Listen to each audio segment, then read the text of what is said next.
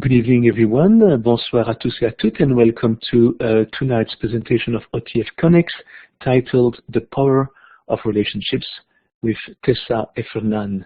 It looks like we have a relatively small group tonight. As I said, mostly people located in the southern part of the province. It's perhaps because of March break. Some people may still be on vacation, I don't know. But small groups are always an opportunity for a greater participation. So, en français, je dirais donc qu'on compte sur vous. Tessa has prepared an interactive session to foster participation, so it's going to be all great, and we definitely welcome all your comments and ideas and questions in the chat box throughout the entire session. As usual, I would like to thank you all for taking time away from your families to join us over OTF Connects and share your experience with us. Comme d'habitude, je voudrais profiter de l'occasion pour souhaiter la bienvenue à nos collègues franco-ontariens. Nos sessions sont principalement en français, en anglais, pas en français, en anglais. Mais si vous avez des questions en français, donc n'hésitez pas à me contacter ou à les écrire dans la boîte de chat, dans la boîte de clavardage. We are definitely thrilled to have each and every one of you with us tonight. It's also our absolute pleasure to welcome Tessa Effernan. Tessa has extensive hands-on experience in kindergarten as a classroom teacher. She has also worked as a planning time teacher for grade 1, 2, and 3, and as a teacher librarian, as well as a special education resource teacher. Tessa is currently working for the Upper Grand District School Board as a kindergarten teacher. She loves all things related to kindergarten, and even more, she loves to connect with other teachers that are also excited about early learning. So tonight is an opportunity. We have a small group, and as I say, we certainly welcome your comments in the chat room tonight. So at this point, I'll invite Tessa to jump right in. So Tessa, remember to click on your microphone to activate it. Perfect, and then you can go ahead with your presentation. Thank you. Thank you, Michelle, and welcome everyone. Special kudos to you for being here the Wednesday after March break. I know it's an adjustment to get back to things, and I'm so glad that you're here this evening. I just want to start by taking us through tonight's journey, and a lot of these areas will be woven through the presentation instead of a linear agenda for the evening. So we're going to start with a few words from the experts. I find the more I dig into videos, articles from the experts, the more I start to analyze my own practice. We're going to talk about learning from others along the way. We're going to talk about ideas to teach and support relationship building, emotional regulation, and social skills. And then we're going to talk a little bit about knowing ourselves, that self-awareness piece that is key in building relationships, that is key in supporting emotional regulation in our classroom. And our conversations tonight will take place in the context of all four frames of the kindergarten document, but with a particular focus on the belonging, contributing, and self-regulation and well-being frames. We'll explore relationships as well as self-regulation. And these explorations apply to all children in our class, but we will pay some careful attention also to those who may have some more challenges in our rooms as well. So just as we're getting started, I'm curious about who's in the room, building relationships with you as I figure out who you are. So I'm going to invite you to use the survey tool that we saw, the check mark at the top of our page, and Michelle has activated choices A, B, C, D, or E, and your choices you'll see reflected on the screen. So I'll give you a moment to fill in who you are, and then we'll take a look at who's here.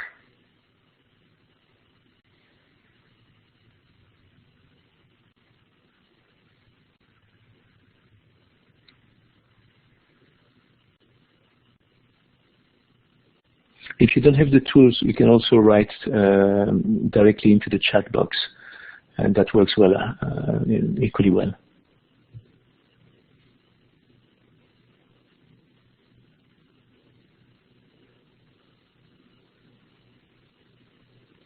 As I look through, I'm seeing a great variety of folks in the room, and that's key, I think, in getting lots of different perspectives in our class or in our session tonight.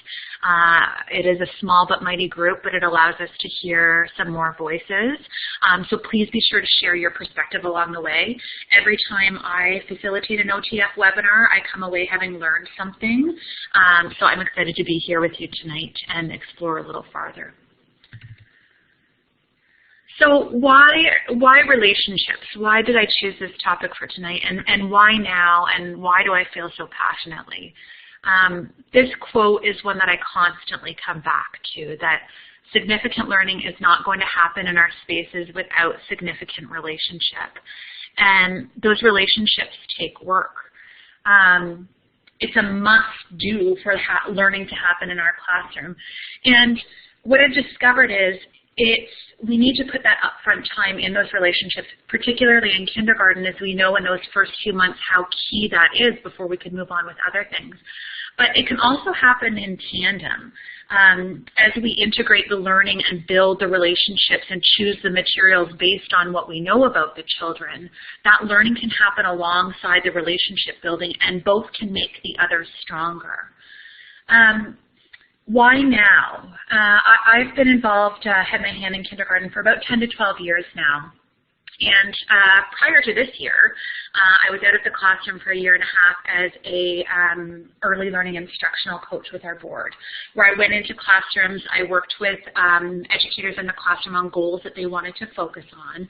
And in that role, it became so apparent to me as I was stepping back and observing, and also as I was coming in and teaching, how important relationships were, how important it was for me to quickly build relationships with the children in the classroom to allow for that learning to really start to flourish. And within that year and a half, I learned so much from others that I was working with, both in the classroom, but also my colleagues in the program staff. And I think, too, over the years, about how my own resiliency has changed in supporting relationships, in supporting children who are having some challenges with behavior in the classroom. As I look back on those years in kindergarten, this is the area that I wish I would have learned more about earlier. So I'm so passionate by this, and I'm also so inspired by all of the work that I still need to do along the way. I am going to make connections throughout the evening to links in our program document. So many of you will know and love Dr. Jean Clinton. She, to me, is one of the gurus on connection and relationships with children. So Michelle is going to pop a link for this video into the chat box, and I'll invite you to access it and watch it, and then we're going to come back and have a discussion on it. So enjoy.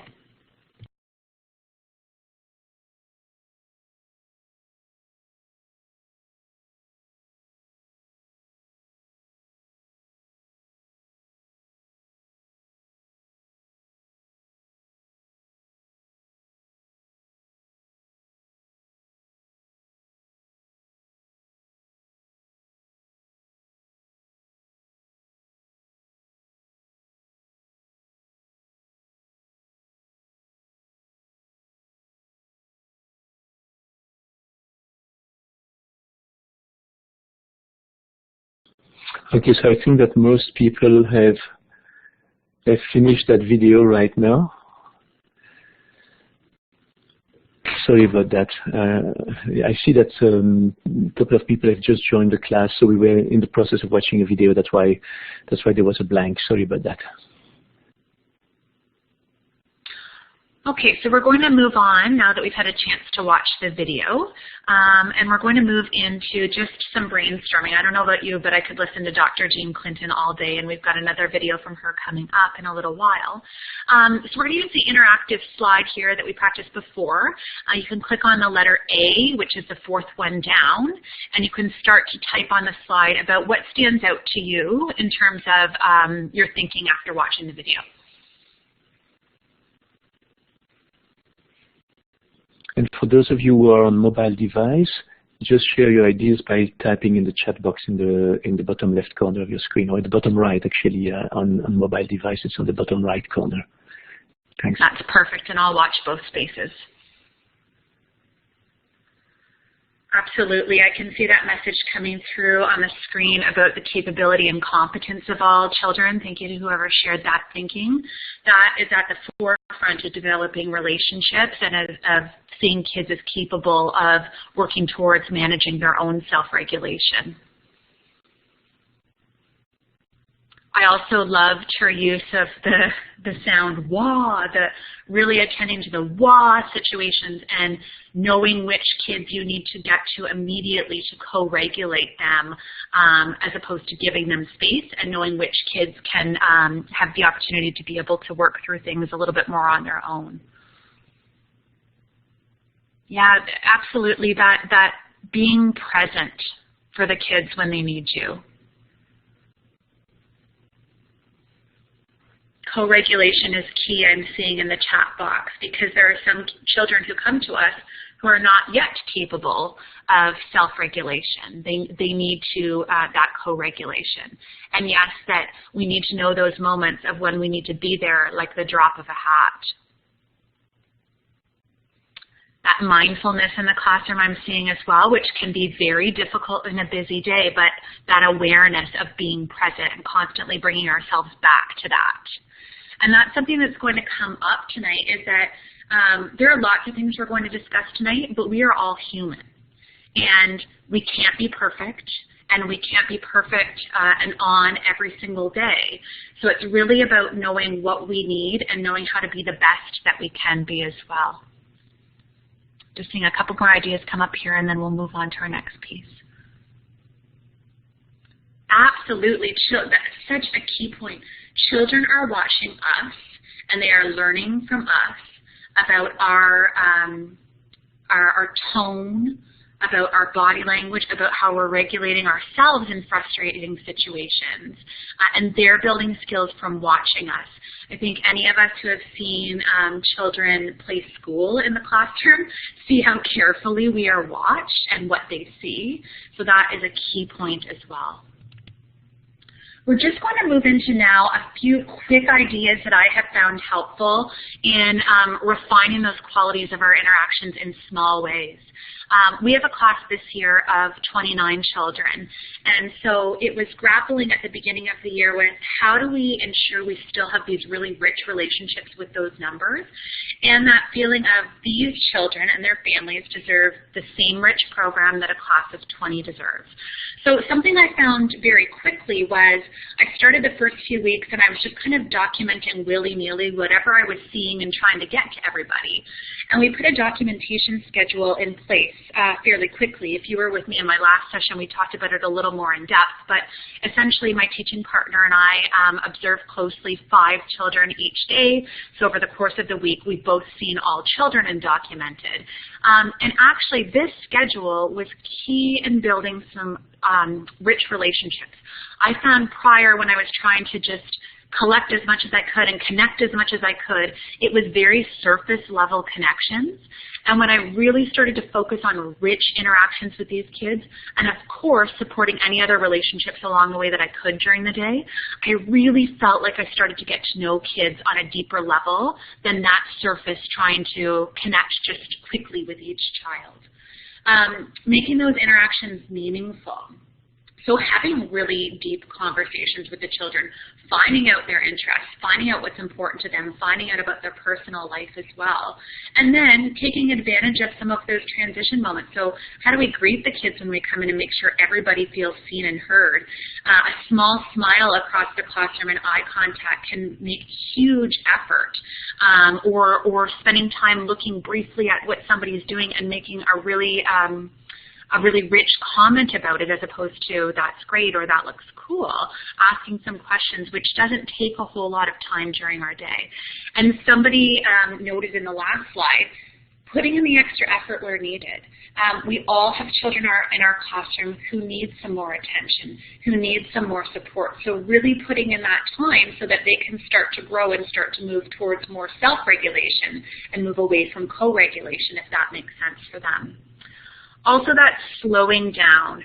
You know, we're so lucky with a 2-year program every day that we can start to slow down and that we don't need to feel like we need to rush. And in those moments when we're slowing down and we're not rushing to get somewhere, it allows some more time to connect. You know, conversations as we're walking from outdoors to line up with somebody who's walking beside us. And we have really found spending the first couple of months really supporting that co-regulation and getting kids feeling like they can solve some of their own problems, and then again attending to those whoa moments where we know that a child really needs us at that point, has allowed us to move away from policing and has really allowed us to see the kids as capable and competent of problem solving, and we step in where needed along the way. Another way that we have been able to build relationships in the classroom is through materials or through enhancing children's interests. So this was one of my favorite moments for this. We had a group a few years ago who were really interested in gross motor. On top of that, it was one of those winters where we had not gone outside for recess in about 2 to 3 weeks. I'm sure you can relate to that. We had a group of children who needed a little more action and needed to be moving around a little bit more throughout the day. And so we noticed very quickly, both when we would go to the gym, but in the classroom when we were doing some movement activities, that this was incredibly popular. And so when some kids were exploring some of these movements, it came up about gymnastics. And a group of them started to be really excited about the potential of what sort of gymnastics we could do in the classroom. So you can see in the top left corner, it was just a simple bench from the gym and a mat. We had some yoga cards down on the other end. We talked about expectations, how we use these materials in the classroom as well, and of course stood very closely for the first while that was there. And in the second picture to the right, this was the child who had initially brought up gymnastics, and it was a well-loved idea by lots of other children, which is why we chose to try this. And I will never forget that moment of the joy that she felt. We showed her that picture outside. We showed the whole group and said, this is a new provocation we have out in the classroom that you might choose to explore when you go in. And she was just thrilled. And this lasted probably for about 3 weeks with all sorts of patterned movement that was happening, all sorts of problem solving between the children. They were starting to score things later on and using numbers. And it's just a simple reminder. It doesn't have to be something as big as that. Recently, I had a group of kids who were asking for some more nonfiction books in the classroom. So we took a quick walk down to the library, a small group of us, and they chose some books that we could bring back. Yesterday we've noticed an interest in Easter eggs in particular. So we had read an Easter story and we put out a provocation after the story about some art materials with some eggs and wanted to know what the children might do. And I said, we've noticed at the art table that some of you have been exploring some different patterns on your Easter eggs. And so we thought we might put those things out to see if you wanted to explore farther. And I saw a child elbow the child beside her saying, that's us. So that human need of everyone wanting to feel seen and everyone wanting to feel heard, and those really simple ways that we can do that, knowing that there's a group of kids that would be interested in that. So I'm going to move on just to our next interactive slide here. In your thinking about your space, your programs, your classrooms, what other ways can we build in space and time to foster these relationships? I'm going to invite you to click on your A symbol again, and if you don't have that symbol, as Michelle said before, you can feel free to write in the chat, and let's learn about what some other people are thinking.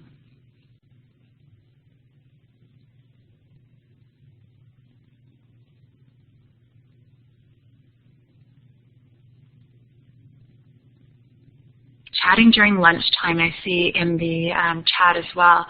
Yeah, we can get caught up in the busyness of the day, and of course there are tasks that we need to do, but how a simple moment during lunch, when kids are settled and talking at the tables, can be quick and can make that connection for a child. Sitting with them too.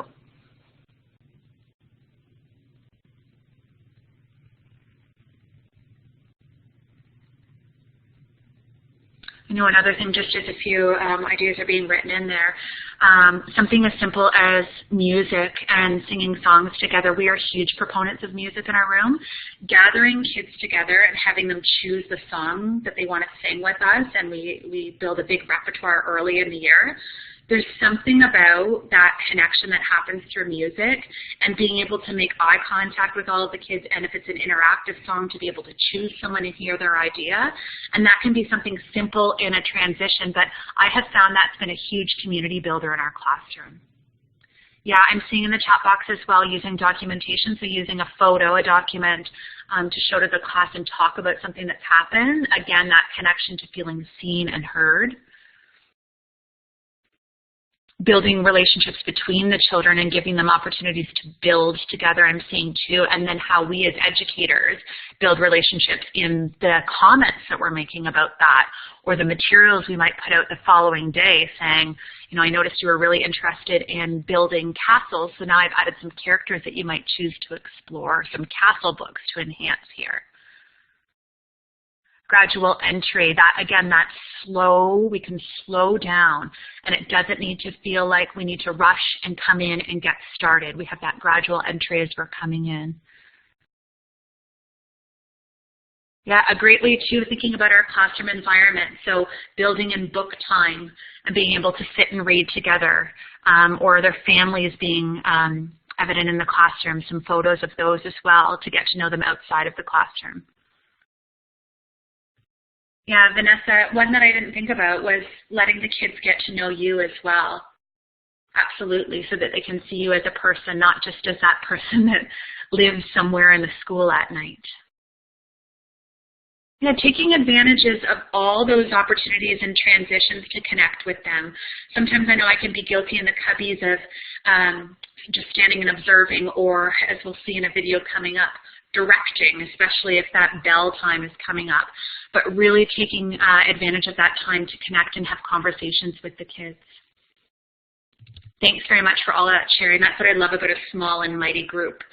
So speaking of turning into a director at times, we're just going to explore this other Jean Clinton video. It is one of my favorites. Every time I watch it, I learn a little bit more, and it's something that we constantly talk about as a partnership in the classroom. So Michelle will put that link in the chat room. It's about 5 minutes, and then we will come back together and have a little more discussion before we move on. And what I'm going to ask you to do when you return to the room is to give us a green check mark to let us know that you have completed the viewing of the clip. Thank you so much.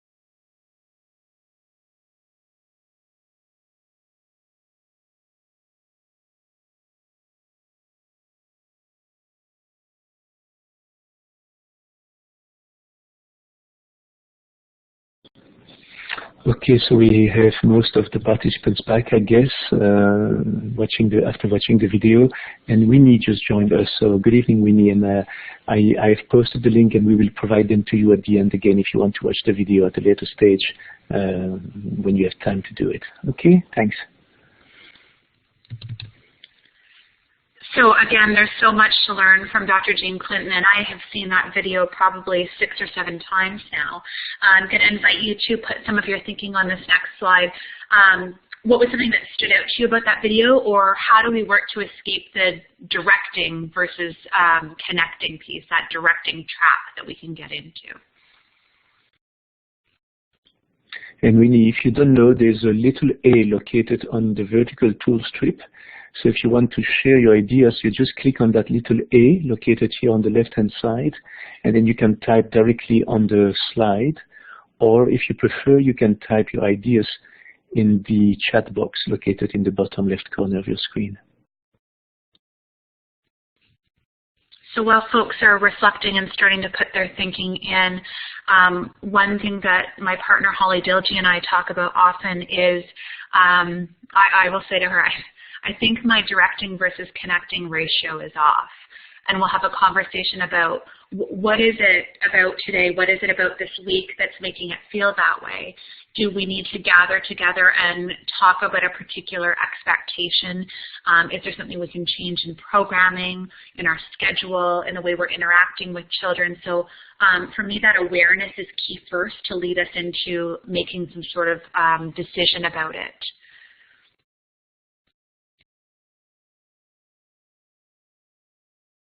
Yeah, absolutely. Being very explicit about what we're thankful that a child is doing, and making note of that. I see intrinsic motivation starting there, and absolutely. So how do we inspire children to feel good about making those good decisions about helping in the classroom and really build them up in that way? Yes, and reflection with our team, that's going to be something that comes up a little bit later too, but if we're lucky enough to have a team in the classroom, I know not everybody is, but we have other educators in the school that we can build a team with, but we're not on our own if we get stuck in that trap. And we should feel comfortable to bring that up to our partner as well, or to say, you know, I've noticed with so-and-so, I was really struggling with this, I've tried this and it seems to be working as well. Thanks again for all of that sharing. The next slide, I was at a workshop last year as an early learning coach, and I heard a kindergarten educator talking to a special education consultant in our board, and all of the consultants in our board are amazing. This person in particular, Jackie Spears, said to her, yeah, when I come in, we'll definitely need to figure out what the function of that behavior is. This educator was having some difficulty with a child. There were some challenging behaviors happening. And it was that imposter moment situation where the next day I went to Jackie and I said, hi, I think I should know this, but what did you mean when you were talking about what was the function of behavior? So this may be review for some of you, but this was very new for me, and I couldn't do a webinar on relationships, regulation, and those social skills without talking about this. It's going to be a really brief overview, and I do encourage you, if you're not familiar with it, I'm constantly Googling it now to figure out more about it. But essentially, this thinking is used often with children with autism, but can be applied to any child who's having some challenges. And the idea is that it gives us a framework for what we are seeing. An example of this is the other day I was feeling very puzzled by some challenging behavior that we were seeing in our classroom, and it was ongoing that we were seeing it. So I took the morning after talking with my partner, left my documentation of other children to the side, and observed this child making copious notes about what I was seeing so that I could analyze them to try to figure out the function. Because there's nothing worse than an educator feeling like things are out of control. And I was feeling with this child like I didn't have a lot of answers about the why. So I'm going to go through briefly these functions, and then I'm going to give some more tangible examples. So if we're looking at the escape and avoidance piece, sometimes children might engage in challenging behavior to escape a situation, a task, or a person or people, for example. If we're looking at the sensory piece, children might be engaging in a behavior because they like the way it feels. So one example of this that sticks with me is we can't figure out why somebody can't keep their hands off somebody else's head, and we find out through observing that it's that sensory piece for that child of feeling their hair and their fingers. There's the tangible pieces. So sometimes children might engage in a challenging behavior to receive a tangible item or to get to a desired activity. So that could include toys, a turn at a game, lots of different opportunities to be able to access that tangible. And the fourth one is attention. So sometimes children might engage in behavior to get attention from others. They feel like they have that need, and that's where we're seeing the behavior come from. So let's just look at one of these examples. And again, I invite you to come back to this a little bit later on as well. Let's look about if the function was escape or avoidance. So this piece comes from aaronoakkids.ca, and you can go on there and it will tell you the function of all of the behaviors and then what might be some strategies that you could use with this child once you figure out what the function is. The awesome thing is that in our school, I'm starting to hear lots of educators, lots of support staff using this language. So we can talk about if we're seeing a challenge, what might be happening. So you can see some different strategies here that you might start with. Perhaps a first then. Maybe they need a visual schedule or a social story about it. Some choices, maybe more clear expectations. So instead of feeling like we don't know where to start, we don't know how to explain this, it gives us a place to start. And of course, to start with one of these strategies, see how it's working, and then to move on from there, or to stick with the strategy if we feel like it's really beneficial. So again, that framework for the behavior we're seeing. So let's look at a couple of classroom examples here. So I'm thinking of a child. We have discovered that the function of behavior is attention after doing a lot of observing of this.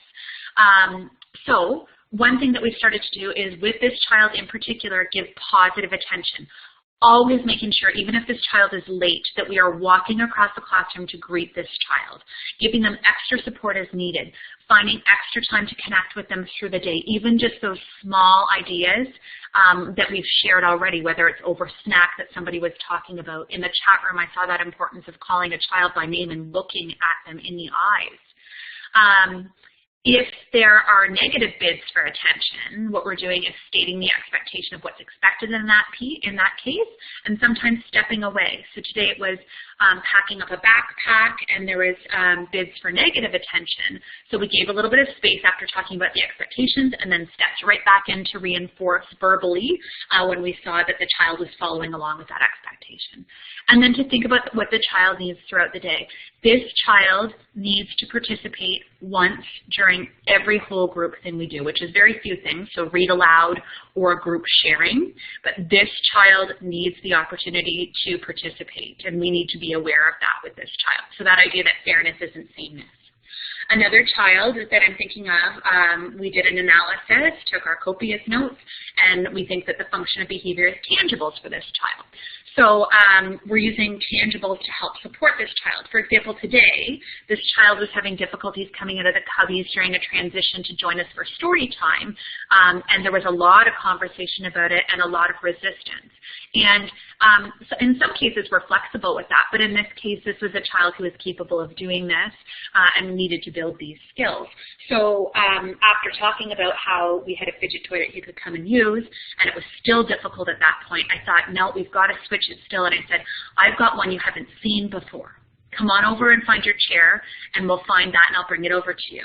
And so knowing that, A, the tangibles can get in the way of behavior, but also can be a way to support positive behavior, has been helpful for this child. Giving extra support when using new materials. So we know that this child needs us to be over there to start with if it's something new that he's engaging with or something that he's having a hard time sharing.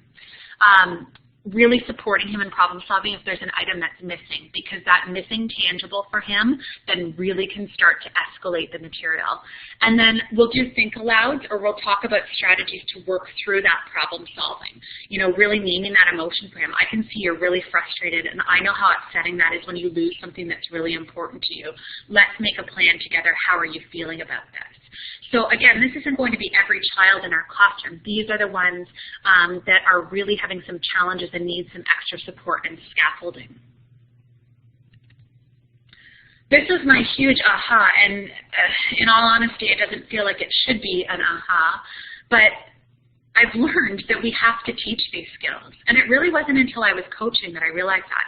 In the past, I was thinking, okay, I have this challenging behavior. I need to know how to deal with it. I need to know how to co-regulate this child to bring them back down to that feeling of calm, alert, ready to learn. But I didn't realize that I had to teach these skills.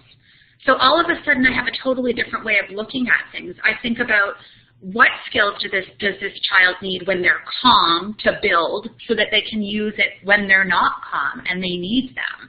And that has been huge for me, both in that coaching role, but now thinking in the classroom. So this child who's struggling with behavior and the function of behavior as tangibles, what does he need to learn in order to be able to interact with toys and materials and have those skills that he needs?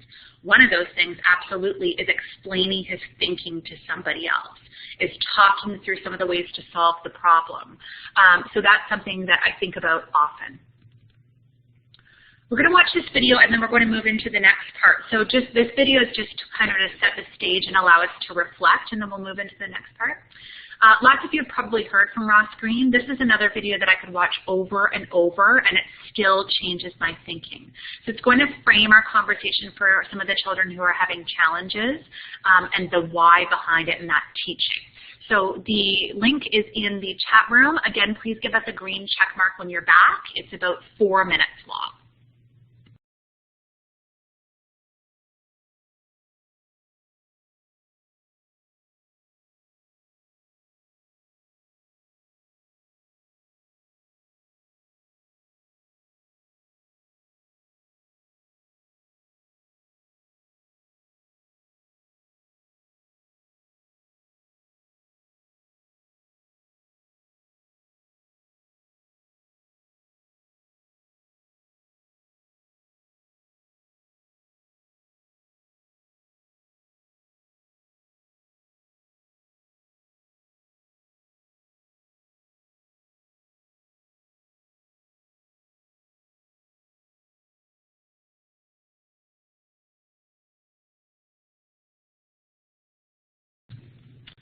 Okay, it looks like most of us are making our way back.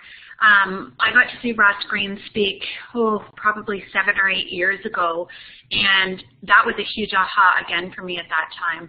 That was before in kindergarten we really spent a lot of time talking about the capability, the competence of children, and that message of kids do well if they can, and if they can't, then what do we need to support them with? What skills do they need to learn? Really changed the way that I started looking at challenging behavior in the classroom, whether it's something that is consistent or whether it's something that's just happening every once in a while for a child. So we're going to move into some strategies now for teaching emotional regulation skills, some of which probably lots of you are using in your classroom already, and some that may be new to you, a lot that were learned along the way in the last couple of years for me. One that's huge for us in our room is read alouds, and particularly at the beginning of the year, choosing read alouds that really get at that problem solving, emotional regulation, growth mindset piece of things to set the stage in the classroom and to build some conversation. Earlier in the year, we really focused a lot on books that talked about dealing with anger and frustration, thinking about what are the needs we're seeing in our classroom, and so knowing our own kids, knowing our own learning community. Leaving those books out for kids to revisit, to retell, and to dig a little bit deeper into some of those concepts as well. Introducing language from the book. So I'm sure lots of you know Pete the cat, one of my favorites. But something that we often say is, it's all good. You know, something goes wrong in the classroom, we use Pete the cat's line, it's all good, when something goes not as planned, and starting to hear the kids say that because it's attaching it to that character for them. And then building in discussions on strategies with the children as we're reading the books. I know one day in the classroom we were reading a book about frustration management, and a child put up her hand and said, you know, that character could try triangle breathing. And at that time I had no idea what triangle breathing was, so she led us through drawing up and breathing in, holding our breath as we came down the other side, and exhaling as we went across the bottom. So allowing kids to share strategies that they have found have worked for them or that may work for others. Another key piece I think that I learned a lot in my coaching was that modeling, so stepping into the play. Here at the Dramatic Play Center, and often that's where we step in and model, we're finding with our group that we've got this year, they just need a little bit more scaffolding in the area of dramatic play and taking on roles to be able to work through some of that problem solving. So sometimes challenging behavior happens due to lack of play skills or uncertainty about how to take on a role. Sometimes children just need an adult to do some role taking and model that for them. Again, making sure that we're still following the children's lead and not taking over that play and finding ourselves sitting by ourselves afterwards. But to support that self-regulation too, and explaining our thinking to others as we go through that modeling. Another piece is scripts. So sometimes scripts are happening directly in play, providing the child hasn't flipped their lid, as Ross Green would say, that they haven't reached a point that they're not hearing what we're saying, that they're so frustrated. They're just on the cusp and they need some scaffolding to help them through. So some cues I might use are, you could try saying such and such. And then if the child needs further scaffolding, well, they said blank. Now you could try saying such and such. Sometimes, you could try to give choices at that point, but not all children who are struggling can cope with those choices in a script right away. It's about knowing our kids as well. And then the idea of outside of play to work later into play, like having a social story with some practice. So one example of this is last year when I was coaching, there was a child that was really having difficulty using his words when something was frustrating him. So we had co-created a social story together. I had drawn him in the book, and he told me some of the things that he could try to use his words, what sorts of things he might say, what sorts of things he might do, what he could do if that wasn't working. And we read that book together, went home as well with parent permission. And then one day, he was very calm. We had built a really good relationship. We were sitting and drawing at the art center, and he got up to get something across the classroom, and I thought, I'm going to just pop into his chair knowing that we have a good relationship and see what he does when he comes back to be able to use those skills. So I was a safe person. I wasn't a child that was going to be unpredictable. I could coach him through it. So he came back, and he kind of looked at me, and he laughed, and he didn't say anything, and I said, oh, did you want to say something to me about your chair? And he said, yeah, I was using that chair. I said, okay, and I popped back over to the other chair. And later on, he went to get something else he needed across the classroom, and I popped back into the chair. And when he came back, it was a more knowing smile, and he was able to practice that script with me. So being able to practice that outside of play, outside of those feelings of frustration that can start to develop are key if we can create some of those moments that feel authentic enough for that child as well, or simple role plays like puppets and stuffed animals, which is great to encourage at home as well for a child that needs to build those skills. That's something great that if parents are on board can support as well. Think alouds have also been key for me in supporting children. So either in the moment in the play with interactions, or again, working through my emotions as an adult. So if it's in the moment, that think aloud, giving a script. It sounds like you want to turn with that toy, but I noticed you haven't said anything out loud to the other child about that. What could we say? Or think aloud connected to feelings. I'm thinking you might be getting frustrated here. Is that how you're feeling? To try to figure out what it's about. Sometimes I think aloud with inferring about others. I'm wondering if your friend is so focused on the toy that she's not actually hearing what you're saying. I notice she can look at you or respond, but she doesn't look upset with you when you asked her for a turn. Maybe we could try asking for a turn again. And the other piece about, somebody had mentioned this before about how children watch us so closely with building those self-regulation skills. Voicing our frustration and doing it in a calm way. So we've all had those tricky zippers in the cubbies that somebody needs a support with, and we just can't quite get it zipped up. So I think aloud, oh, this is so frustrating when the zipper isn't working. I'm going to take a deep breath. I'm going to unzip it and try again, particularly with a child who needs that skill or who's in earshot. Or disappointment when something happens, dropping something when we make a mistake in the classroom and talking about, oh, that's so disappointing because I really wanted to use it, but here's what I'll do instead. Those small moments can be so powerful when children see it from an adult, as we all know. Thinking also, why this strategy for this child at this time? We've all had that moment where we have a great strategy that works for one child who's struggling, and we're hoping that it's going to transfer for somebody else, maybe a following year, and it just doesn't seem to. So that idea of personalizing that strategy to the need of the child and the need that seems to be getting most in the way of things, or a need that seems very manageable to help support them with. So a couple of examples from our classroom. We have a child who we have discovered really struggles with lines. We were seeing a lot of hands-on challenges during coming in from recess, and we just don't have the skills yet at this point, again, that growth mindset, to be able to cope there. So how can we allow this child to be successful? We've invited him to come in another door. He's super responsible and can come on down the hall on his own.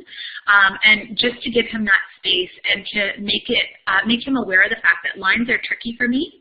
And then later on, we're going to make a plan about how to work through that after I've had some chances to work on some other things in the classroom. Also, with one child, he was having a lot of difficulty waiting for a toy. And so he would use his words. Someone would say, yeah, you can have a turn when I'm finished here, and I won't be very long. And you could see his frustration still growing. And so I said one day, you know what I do, because it can feel very long to wait when we want something. I distract myself. So if I really want to use that car, sometimes I'll play with blocks beside it until it's my turn and the time will go by faster. So this was earlier in the year that I had this conversation multiple times with this child and modeled it. And just last week, he was waiting for a turn with something, and I was doing some documenting in the area, and he said, I'm actually going to play with these things for a little while because time goes faster if I play with something else. And I said, where did you learn that from? And he said, well, you told me about it earlier in the year. So I think we've all had these moments in the classroom, whether we know it or not, that we've had this impact. And however small that seems, it's huge for that child. So really knowing how valuable that modeling, that thinking aloud is for a child to be able to carry it through. This has come up already as well, and it's a great one. Some of you were sharing about it. In this instance, it's not sharing about a social situation or problem solving. I just use this picture as an example, but really documenting some pieces around problem solving and social skills. It could go up on a panel. It could go in a book. I know earlier in the year in our room and then in coaching as well, if we had groups of children who were struggling with particular things, we would build a panel on the wall with some success criteria that we thought that that particular group of kids needed. So it might be, I can use kind words and I can help. And then we would capture photos of that in the classroom, show them to the children, and ask them under what success criteria did they think they belonged. So again, that building intrinsic motivation that somebody brought up before, and allowing kids to really look deeply at things and learn from each other is another really quick end of the day or middle of the day piece that can start. And then we can move into different areas of curriculum throughout the year or revisit as needed as well too. Because sometimes we need that reset, as we all know. Celebrating mistakes to build resilience is another great strategy. So celebrating as an adult as we make those mistakes and really drawing attention to it. Something that we've talked about in our classroom is when we make a mistake, like when I forget a pen to bring outside in the morning for attendance, we start outdoors. You know, saying, my brain just grew. This is a pain. I'm really frustrated that I forgot that pen, but my brain just grew. And tomorrow I'm going to think more carefully about bringing a pen outside. And so talking about how those mistakes can build different connections in our brain and seeing kids really start to make those connections. Now we're seeing kids use that in the classroom. Oh, I made a mistake. My brain just grew. I'm seeing, Tricia, that you've got a hand up. Was there something you were wanting to share? Oh, I see you've left the room now. If you come back, I'll check in again. Just moving through another few strategies here, discussing with a team. I know we talked about earlier those partnerships in our classroom if we have them. If we're in a classroom that we don't have a partner, again, thinking about educators in the school we can connect with, because as a kindergarten teacher on my own before we were lucky enough to be blessed with partnerships, I connected with the grade 6 teacher, and we would analyze all of our learning and thinking in the classroom together, kindergarten and grade 6. So talking with our team about strategies that work or don't work with a child. If you've discovered something or if Holly has discovered something, I want to know that. I'm aching for that information. Thinking about programming or scheduling issues that might be impacting challenging behavior or behavior in general in the classroom. really thinking about growth and next steps for kids as well as we communicate, and talking about how to communicate with families. You know, I'm thinking about a child that you need to have a difficult conversation with the family. You want to focus on all of the growth, but you also need to address some of the things that are challenging and how we might get a homeschool connection to build those skills as well. So where do we want to start with those conversations and having that discussion as a team? And anyone who's here and has worked on their own before, it can be so isolating, particularly if there's a child that's struggling and we want the best for them and we know they're capable of it, but it can be very isolating to do that on your own. So to move yourself out of that isolation and know that it's a team as well. I'm just going to pop through here. So I'm just going to give you a chance to read that quote.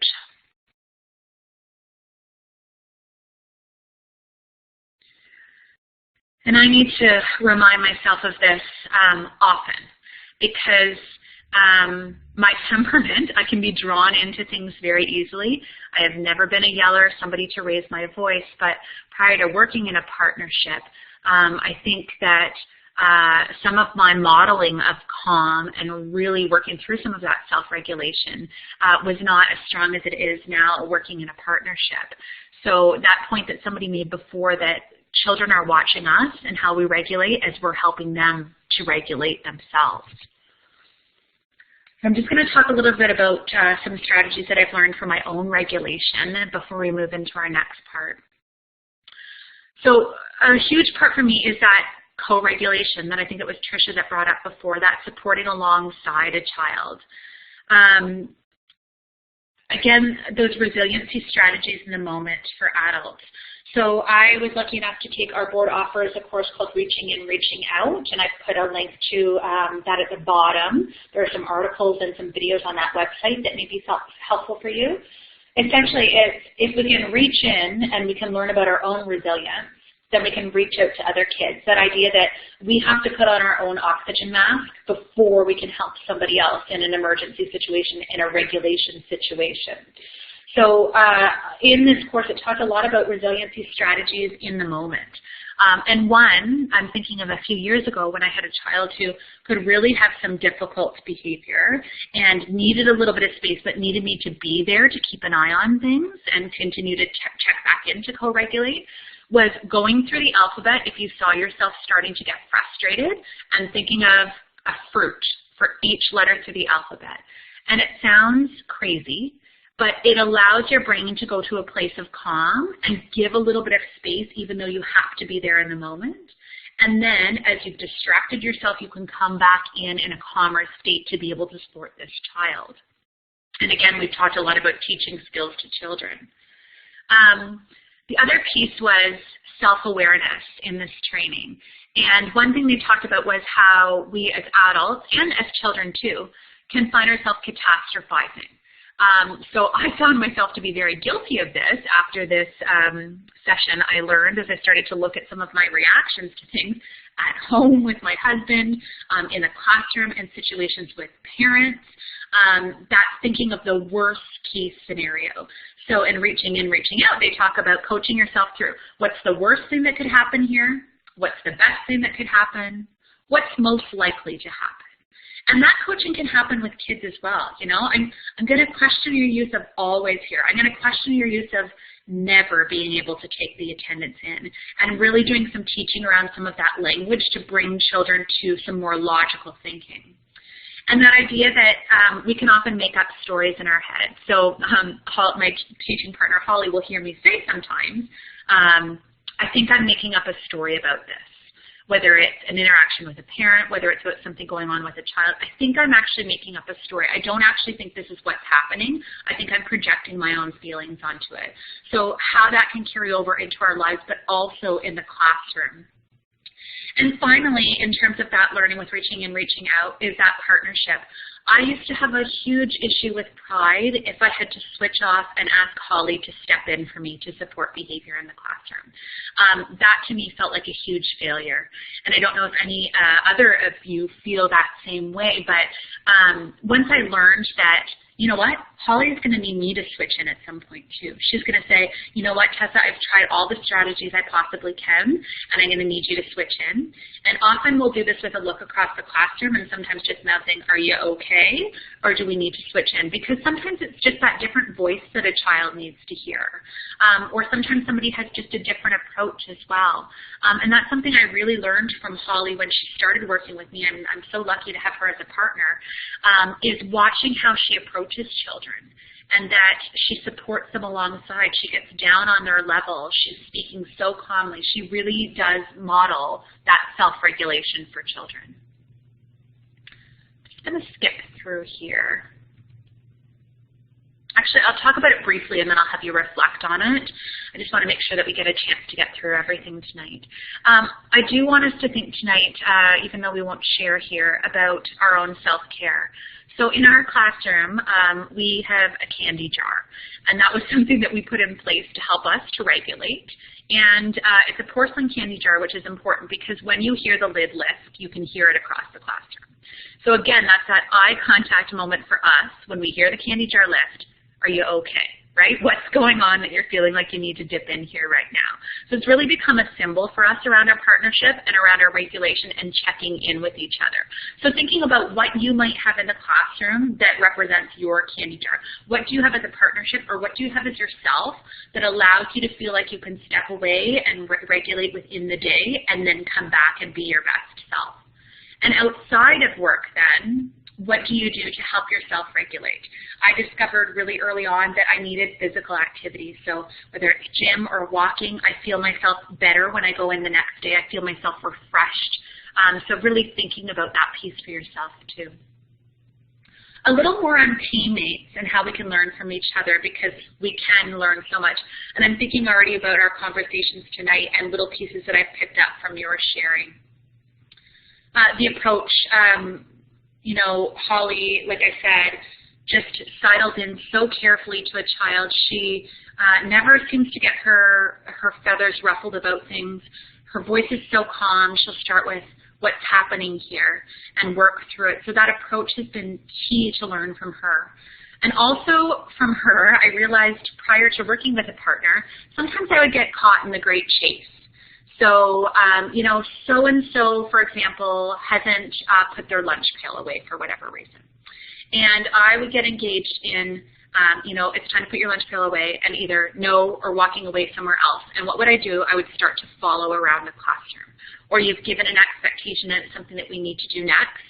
And we try to have flexibility around that as well, but I find myself following that child.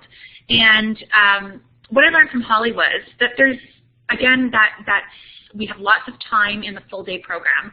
There's no panic to have to solve something immediately.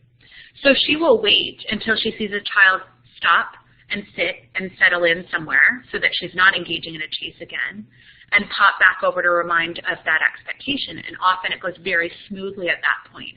So that permission that we don't need to solve something immediately in the moment, we can come back to that as well. And finally, in terms of learning from teammates, there's been so much, but I think about also an educational assistant that I've had the pleasure of working with for a lot of years now, Trudy Matusnik, having high expectations but flexibility. So something I've learned from her is you may say, okay, it's time to go outside for recess now. I see you're dressed. And a child says, no, I don't want to go outside, it's too cold, and you start to engage in that conversation. And what I learned from Trudy was, the expectation is that we're going outside, because that's a non-negotiable at this point in the day. But it's flexible in how we get there. So she will turn that into, you know what? I'm a really fast skater, and I bet I can skate faster than you to the door, and start to mime skating. Or she'll think of all sorts of creative ways to engage a child and get them to that end point, but to really be flexible in what that looked like. And I remember early on thinking, well, this just seems like a game. You know, we need to be firm about those expectations. But the minute I started to realize that A, she was having a lot of success, and B, that we were still achieving the same expectations, was that flexibility is absolutely key. I'm going to let you just take a look at this slide as perspective.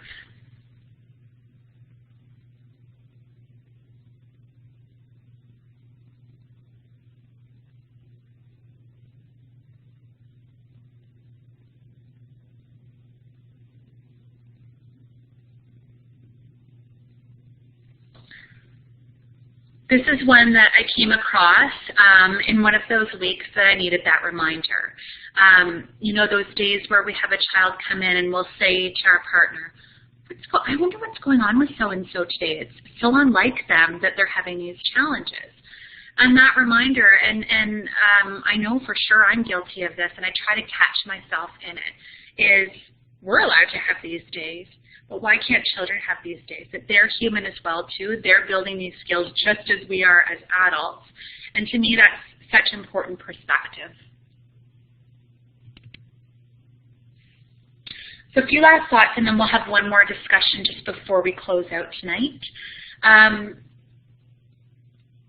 When I think about supporting this challenging behavior in children, it's not going to happen overnight. So sometimes I can get caught up in, well, I've taught them those skills, and yesterday they were able to do it, and the day after they were able to do it, and why is it so difficult now? Why are they not getting it? Or we'd be working on skills when I was coaching in a classroom, and it would be that same feeling like, you know, they were able to do it and now they can't, or today these things have happened. So that reminder that it's not going to happen overnight, it's going to take lots of time. And like that example of the child saying, well, I learned earlier in the year to distract myself when I'm waiting for a toy. Things may be building, connections may be building in the brain that we're not even aware of. And all of a sudden a child just starts to blossom in these skills. And also that it's not going to be perfect every day. So just like we are not going to be perfect every day or any day, a child's not going to have a full perfect day every day. So how are we really building them up in those moments when they're making mistakes and saying, you know what, that's okay, I've got you, we'll work on this together. And then the fact that we're human. So we talk about that connecting versus directing, that we can get stuck in those things, but we're human. And the biggest thing is to be reflective of those things and what we're noticing, and talking to our partner about where we might go next. So I'm just going to come back to one more discussion here. I'm going to invite you to think about your day and thinking about that time in the day. So when we think about our schedule, our programming, what strategies do we use to ensure that there's time in the day to interact both with individual children and small groups of children in their play? I know we've talked about a few of these ideas already, but how can we dig a little deeper into some of the other areas that we can create this time in our classroom? So I'll invite you to use that interactive white tool. You could also put on this slide anything else that you're thinking about in the last few slides that we've had conversations about, or in the chat box as well if you don't have access to the interactive whiteboard tool. And this question comes directly out of the document. So if you're looking in the belonging and contributing frame, you'll see some reflective questions in there as well.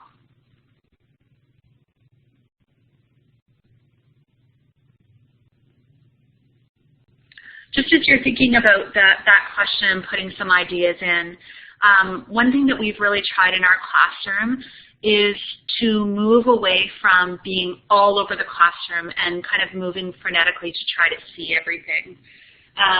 So we were at a meeting a few years ago, and it was an educator that had just met with some educators from Reggio Emilia, Italy, and they were saying, what is up with you North American educators? You are all over the classroom, you're moving so quickly, and you're not seeing anything. So we really tried, it hit us about how frenetically we were moving in the classroom.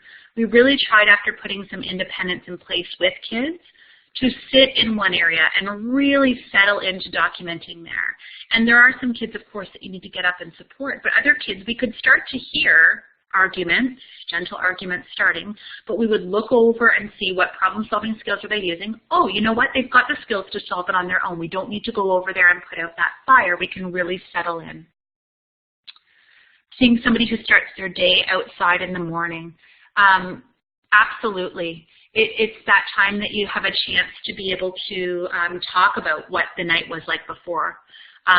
For a child who you may have discovered the function of behavior is attention, well, you definitely need to check in with that child in the morning as well. And that can look a lot of different ways in the morning. It doesn't necessarily have to be outdoors, but how are we really intentionally planning a time when we come in the morning to make sure that we have time to connect? Yes, absolutely. I'm seeing that message that is all through the document, large blocks of time with minimal transitions. And if we're coming together thinking about minimal time, maximum message. I believe that's thinking from Tracy Picard and Cheryl Emrich in the Waterloo School Board, but really thinking about that time that we're coming together. Yeah, also all through our curriculum document, our program document, following the student's lead. You know, we're the experts in terms of uncovering learning, but allowing a child to take the lead there and really have that deep connection.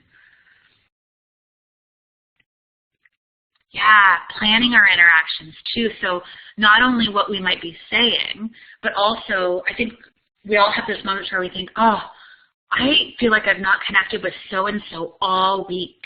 How can I find time to sit with that child and really have some conversations with them? Again, that trust in the children, yes, that they can solve their own problems if we've really built those skills up at the beginning of the year.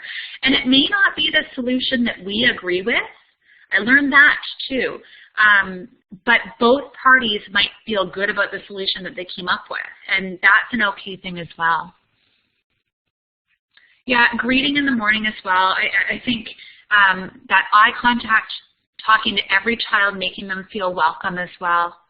And different ways to have open time when you come in the classroom in the morning as well. Seeing some great resources being suggested as well. So much great reflection here. Thank you for all of this sharing tonight.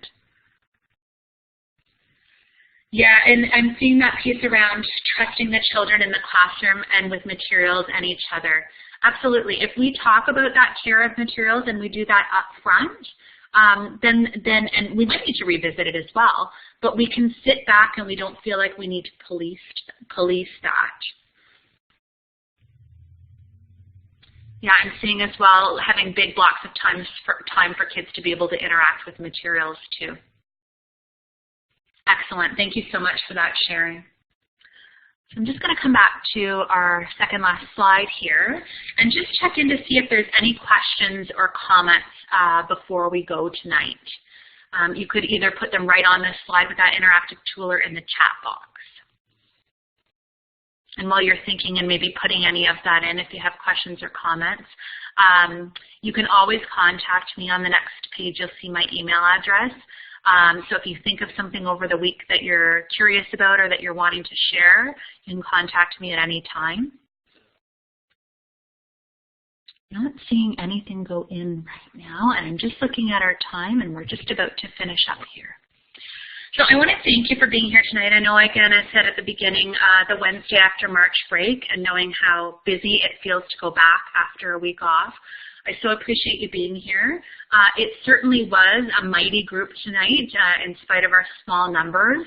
I don't know that I've had this rich amount of participation in other webinars, so I really, really appreciate all of your sharing and the connections that you've made for me and things that you've put at the forefront that may not have been at the forefront for me prior to this. Again, that concept of relationships is so pivotal in driving all of the learning, and being patient with ourselves as we work through some of those challenges as well, and that thinking around seeing kids as capable and competent, and all of the room in our program document that allows us to focus this time on relationships and building alongside that curriculum in tandem. I've enjoyed my time so much with you this evening, and again, feel free to contact me at any time, or questions on Twitter I welcome as well too. Fantastic. Thank you so much, Tessa. Great session with tons of interaction. Always a sign that participants are making great discoveries, and I must admit that I personally found the subject really interesting. So, and we started actually with a small group, but it grew throughout the evening. Quite a few of you joined during the presentation, and we ended up with a fairly large group, which is really nice. I was reflecting when you spoke about the gym and going on walks to get refreshed, and when Dr. Ross Green was talking about philosophy, it made me think about the famous peripatetic school of philosophy founded by Aristotle in ancient Greece. And obviously philosophy is very hard and demanding, and Aristotle had found early on that taking his students for walks in nature was the best way to engage them and keep them focused and keep them refreshed. And peripatetic actually comes from the Greek peripatetikos, which literally means walking. So that was a school where you would learn through walking. And nowadays in French it also describes other activities, but I won't go into that. Anyway, it shows that some of our best pedagogical strategies have been around for a very, very long time. I must admit that I always keep repeating myself at the end of these sessions, but I find that the sessions dedicated to kindergarten teachers are really wonderful, and I love moderating them.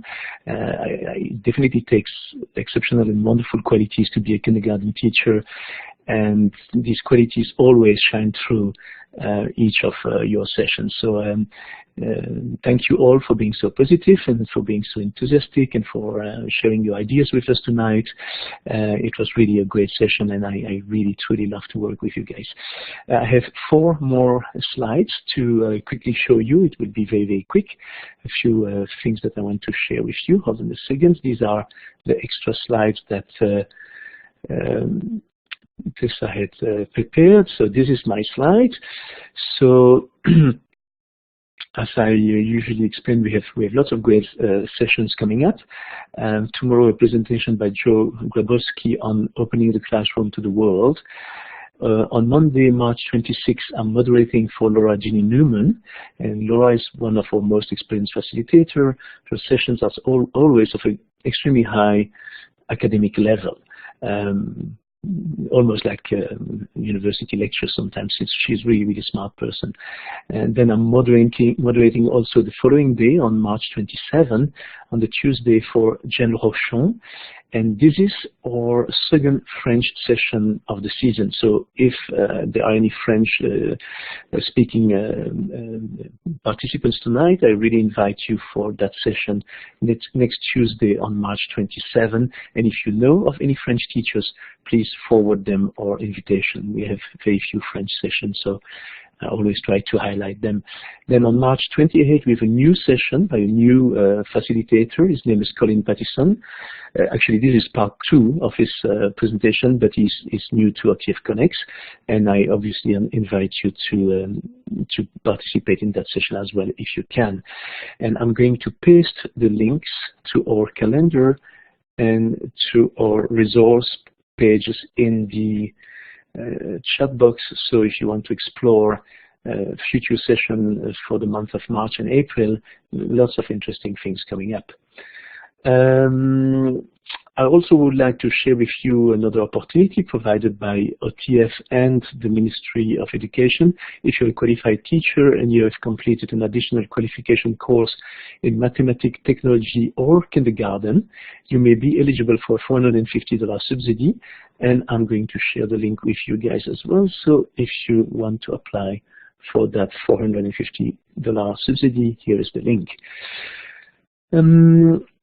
Yeah, we need your feedback. That's very important to us. We actually try to improve all the time our presentations and our program, and the feedback that you provide really helps us a lot. So at the end of the presentation, when you are quitting Blackboard, you should be redirected to a feedback questionnaire. And after you have completed that survey, that questionnaire, you should be redirected to a page allowing you to enter your name, and then you will receive a certificate of participation to this training session that you can add to your professional resume. So if you could do that at the end of the session tonight, that would be great. If you can't, we will send you tomorrow an email with a link to this session so that you can check the recording at your leisure if you want. And we will also provide you with the links to that questionnaire and to that feedback survey and to that certificate of participation.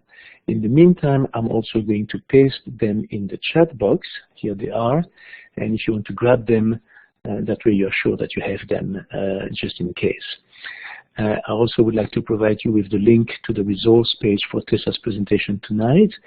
It will be live tomorrow. I'm going to work on it tonight. It should be live later tonight, but definitely by tomorrow morning. If you want to access the resources or if you want to listen to the recording, that's the link that you need to go to. So that's it. I just want, as I'm concluding, I just want to invite you to follow OTF on social media as well as on OTF website. I'm going to end the recording of the session in a few seconds, and I just want to thank you once again for your participation in tonight's session, and I certainly hope that we will see you soon again on OTF Connects. Bonne fin de soirée à tous et à toutes, et encore merci de votre participation. Nous espérons vous retrouver très bientôt sur OTF Connects. Merci.